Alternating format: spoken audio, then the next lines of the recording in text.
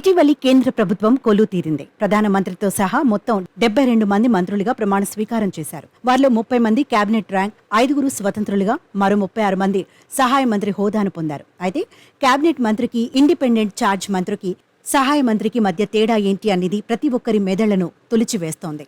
సాధారణంగా సీనియర్లు కేబినెట్ హోదాలో ఉంటారు. తమకు కేటాయించిన ఆయా మంత్రిత్వ శాఖలకు వీరు నేతృత్వం వహిస్తారు. కేబినెట్ మంత్రి ఆధ్వర్యంలోని ఆ శాఖ పరిపాలనా వ్యవహారాలు కొనసాగుతాయి. అయితే కేంద్ర మంత్రుల విధుల నిర్వహణలో వీరికి సహాయ మంత్రులంటే మినిస్టర్ ఆఫ్ స్టేట్ సహకరిస్తుంటారు. పని విభజనలో భాగంగా ఆ శాఖ పరిధిలోని కొన్ని ప్రధాన విభాగాల బాధ్యతలను కేబినెట్ మంత్రి వీరికి అప్పగిస్తారు.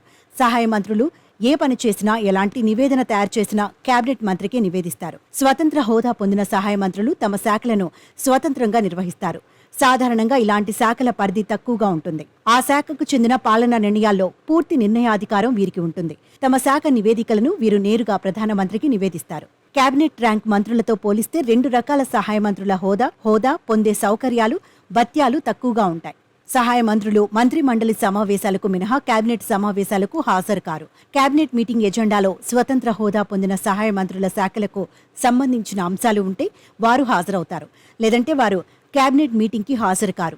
ప్రోటోకాల్ ప్రకారం సహాయ మంత్రులకు శాఖ సంబంధిత నిర్ణయాలు ఆయా శాఖల కార్యదర్శులు తెలియజేస్తారు. పార్లమెంట్ సమావేశాల ప్రశ్నోత్తరాల సమయంలో కేబినెట్ మంత్రి అందుబాటులో లేకుంటే ప్రభుత్వం తరపున ఆ శాఖ సహాయ మంత్రి జవాబులు ఇచ్చే అవకాశం ఉంటుంది.